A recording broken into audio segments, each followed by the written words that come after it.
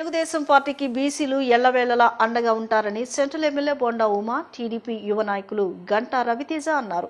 BC రిజర్వేషన్లు, కుల కార్పొరేషన్లు, ఆదరణ పథకాల ద్వారా వేల కుటుంబాలు ప్రభుత్వం ద్వారా ఆర్థికంగా అభివృద్ధి చెందుతున్నాయని చెప్పారు. నాగవంశం కార్పొరేషన్ డెవలప్మెంట్ చైర్మన్గా ఎన్నికైన రమణారావుకు శుభాకాంక్షలు తెలిపారు.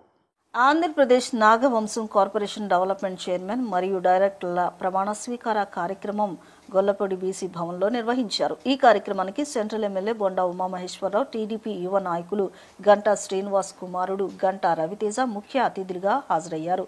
కొత్తగా నియమితులైన చైర్మన్, డైరెక్టర్లతో ప్రమాణం చేయించారు. ఈ సందర్భంగా ఎమ్మెల్యే బోండా ఉమ మాట్లాడుతూ బీసీలకు రాజకీయ ఆర్థిక పరంగా అత్యధిక అండ తెలుగుదేశం పార్టీ నుంచే లభించిందని అన్నారు. 2024 ఎన్నికల తరువాత చంద్రబాబు నాయుడు ముఖ్యమంత్రి అయిన తరువాత బీసీ, ఎస్సీ, మైనారిటీలకు ప్రభుత్వం నిరంతరం అండగా నిలుస్తుందన్నారు.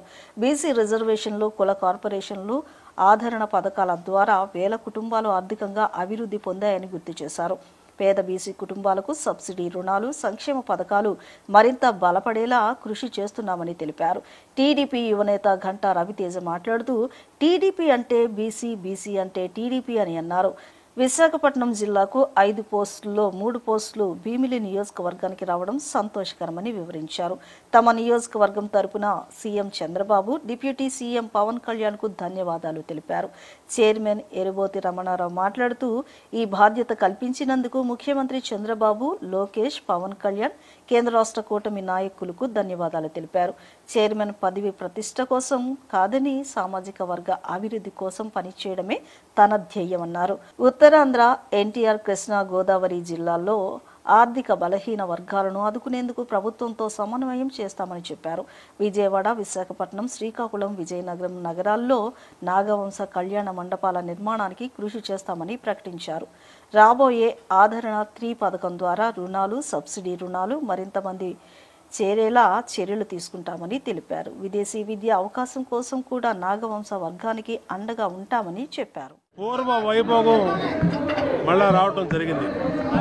బీసీ, ఎస్సీ, మైనార్టీ వర్గాలకి ఈ ప్రభుత్వం నిరంతరం కూడా అండగా ఉంటా ఉంది. అనేక సంక్షేమ కార్యక్రమాల ద్వారా వాళ్ళకి అండగా ఉంటా ఉన్నాం. ఈరోజు బీసీలకి రాజకీయ రిజర్వేషన్లు పెట్టింది తెలుగుదేశం పార్టీ. మొట్టమొదటిసారిగా చట్టసభల్లోకి వాళ్ళని, మహిళల్ని కానీ పురుషుల్ని కానీ పంపించింది తెలుగుదేశం పార్టీ. బీసీ వర్గాలకి మొట్టమొదటి నుంచి కూడా పార్టీ పెట్టినప్పటి నుంచి కూడా అండగా ఉంది తెలుగుదేశం పార్టీ. ఇవాళ కుల కార్పొరేషన్లు ఏర్పాటు చేసి ఆ సామాజిక వర్గాలు 140 కులాల పైన ఉన్నటువంటి బీసీ కులాలకి కులాల వారీగా ఆర్థికంగా అభివృద్ధి చెందేదానికి, అండగా ఉండేదానికి మొట్టమొదట బీజం వేసింది తెలుగుదేశం పార్టీ. 2014-19 కాలంలో అనేక సంక్షేమ కార్యక్రమాలు కులాల వారీగా తీసుకొచ్చాం. టీడీపీ పార్టీ అంటే బీసీ, బీసీ పార్టీ అంటే టీడీపీ. ఇటువంటి కార్యక్రమాల్లో ఈరోజు మన విశాఖపట్నం జిల్లాకి 5 పోస్టుల్లో అలా 3 పోస్టులు మన భీమిలి ప్రజలకి అందచేయడం అనేది చాలా సంతోషకరమైన విషయం. సో మన 3 లక్షల ఓటర్స్ తరపు నుంచి, అలాగే 1 లక్ష దగ్గరికి ఉండే ఇచ్చిన మెజారిటీ ఎమ్మెల్యే గారి తరపు నుంచి మన హెచ్సీఎం చంద్రబాబు నాయుడు గారికి, అలాగే డీసీఎం పవన్ కళ్యాణ్ గారికి అండ్ మన మంత్రివర్గాలందరికీ సహకారం చేసినందుకు ధన్యవాదాలు. ముఖ్యంగా విజయవాడ శాసనసభ్యులు, ప్రభుత్వ విప్పు మా అన్నగారైనటువంటి బోండా ఉమామహేశ్వరరావు గారికి, విజయవాడ పార్లమెంటు సభ్యులు, పెద్దలు, గౌరవనీయులు, ఎంతో మా ఉన్నతికి కృషి చేస్తున్నటువంటి కేసినేని శివనాథ్ సిన్ని గారికి, గద్దె రామ్మోహన్ గారికి, సుజనా చౌదరి గారికి, జిల్లాలో ఉన్నటువంటి పెద్దలకి, జిల్లాలో ఉన్నటువంటి కూటమి నేతలకి అందరికీ కూడా ధన్యవాదాలు తెలియజేసుకుంటున్నా. ఈ రోజున ఏదో చైర్మన్ అయ్యాను, గౌరవవేతం తీసుకొని, లేదనుకుంటే కారు మీద చైర్మన్ వేసుకొని తిరగడం కోసమే కాదు, నాకు అప్పచెప్పినటువంటి బాధ్యతని మా గౌరవ డైరెక్టర్ల సహకారం తీసుకొని ఉత్తరాంధ్రలో విశాఖపట్నం, విజయనగరం, శ్రీకాకుళం, విజయవాడ, ఎన్టీఆర్, కృష్ణా జిల్లా, ఉమ్మడి తూర్పుగోదావరి జిల్లాలో కలుపుకొని మా సంఘంలో ఉన్నటువంటి ఆర్థికంగా ఇబ్బంది పడుతున్నటువంటి, ఆర్థికంగా బలహీనమైనటువంటి వాళ్ళందరినీ కూడా ప్రభుత్వ దృష్టికి తీసుకొని వెళ్ళి వారు ఆర్థికంగా ఆదుకోవడమే నా దైవంగా భావిస్తా.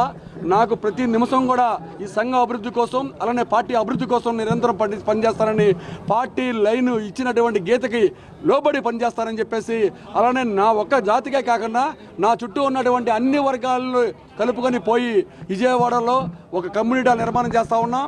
విశాఖపట్నంలో, శ్రీకాకుళంలో, విజయనగరంలో కూడా మరి కళ్యాణ మండపం నిర్మాణం చేయాలని, నాగవంశ కళ్యాణ మండపం నిర్మాణం చేయాలని చెప్పేసి నాకు ఒక ఉద్దేశం ఉంది.